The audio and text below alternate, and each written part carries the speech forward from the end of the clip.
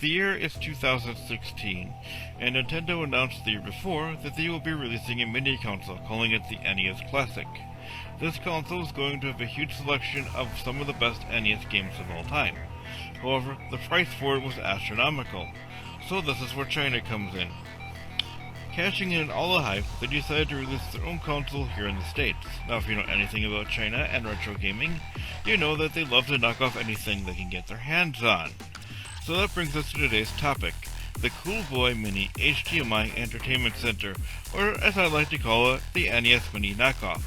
And thus fooling the American public who sees the picture and says, "Hey, I found one on Amazon for a really good price," ordering it and then finding out that they have been fooled.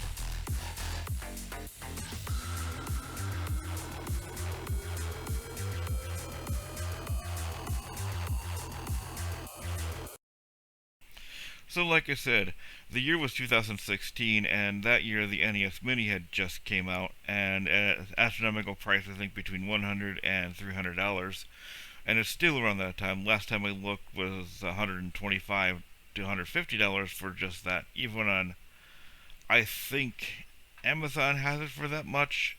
I'm not sure on eBay how much people are selling it for. Anyway, I had put on my list that year for my birthday and Christmas what I thought was the NES Mini that I saw on Amazon. Now, if you know anything about me, and if you don't, I'll just tell you anyway. Every year my mom asks me to go on Amazon, create a wish list, and put the items I want for my birthday and Christmas. Because my birthday is November and Christmas is the second month after that, in December. And what they do is then they go off of that to buy the gifts for me. So when I saw on Amazon, I thought, hey, look, this. Well, actually, hey, look, I saw the Amazon ad for something that looked like it for $30, and I thought, hey, that's not a bad idea. That's not a bad price, so I put it on there. I got something totally different when I opened up just the wrapping paper. It came in a brown cardboard box with Chinese lettering on it. I opened that and it came with a box, and it said, and the minute I looked on the box it came in, it said, "Cool Baby HDMI Entertainment System," and I was like, ah. And both my parents looked at me and says, "That's what you put on your list," so I ended up taking it home. So now that we talked about that, let's get into the games. The first thing you see when you power it on is a screen asking you to choose between Chinese and English for your language you wish to play in. However, the first thing you really have to deal with is the ear rape that is the music. This is just the first of the awfulness you'll have to deal with.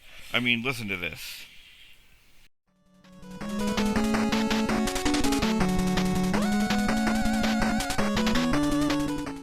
So once you make your choice, you are then put into the main menu.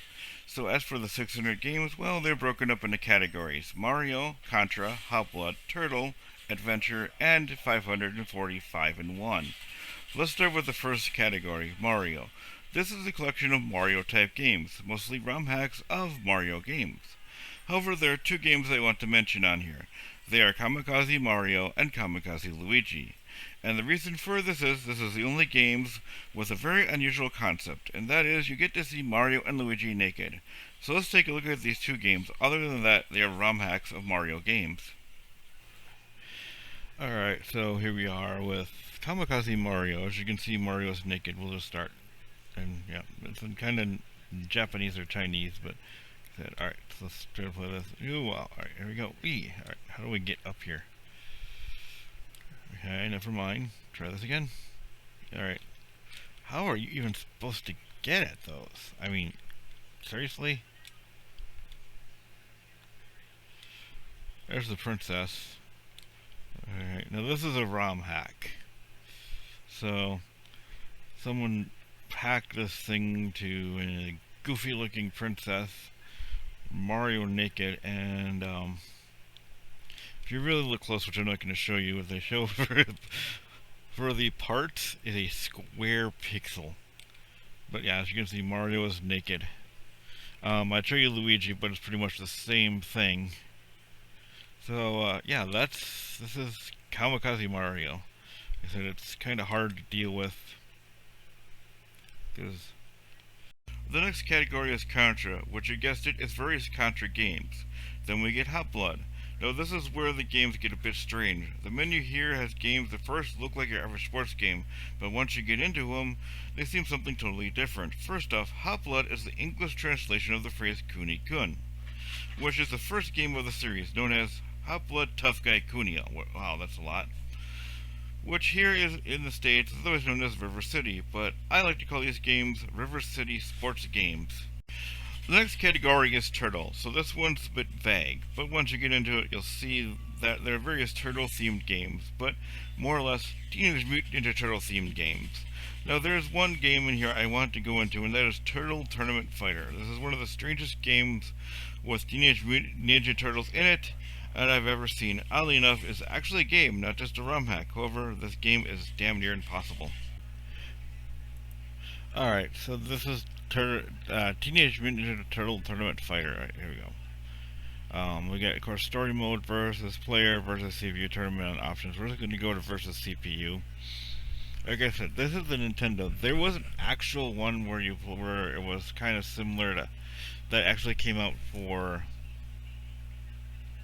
the Super NES, but this is the Nintendo version. It comes with the with this knockoff. The graphics are pretty decent. Like I said, for some odd reason, this was actually a game that never came out, and I'm surprised. So, you know, you get your usual ones: Leonardo, Raphael, Michelangelo, Donatello. Apparently, you can also play as Casey Jones, whatever Hot is, or Cot, and then Shredder. So I'm just gonna pick one here real quick.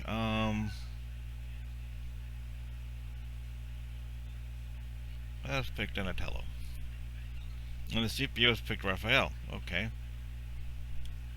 Oh, you get to pick. We'll just pick it. Alright, so looks like you get to pick the fighting space. We'll just pick one randomly here. Alright, pirate ship. Alright, so Donatello versus Raphael. Here we go.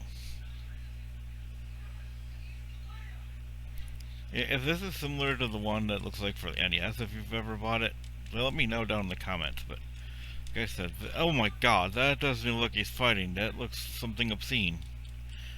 Yeah, I'm getting my butt handed to me here, but you know.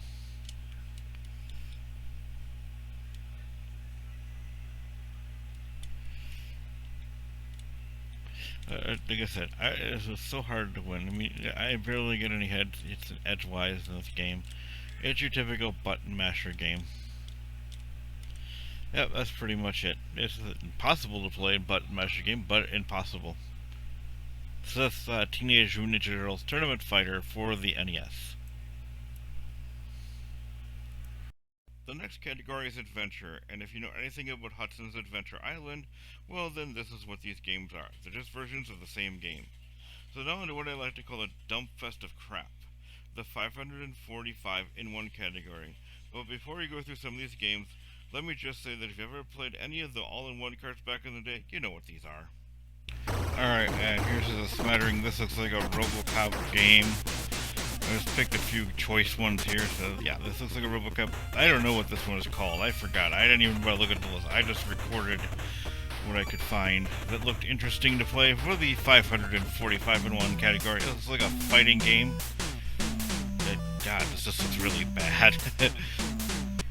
Yeah, they somehow made an Angry Birds Nintendo game, the classic mobile game, and it looks like absolute garbage played with NES graphics. Yeah, so this is supposed to be Plants vs. Zombies.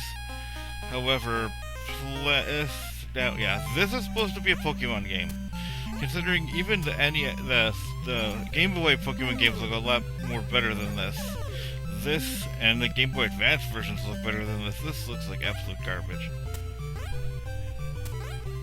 If you like what you saw and you would like to see more on knockoffs or multi-carts or anything like this where it's kind of weird, bizarre NES games, let me know down in the comments down below. Again, I am Paul, saying peace out and stay frosty.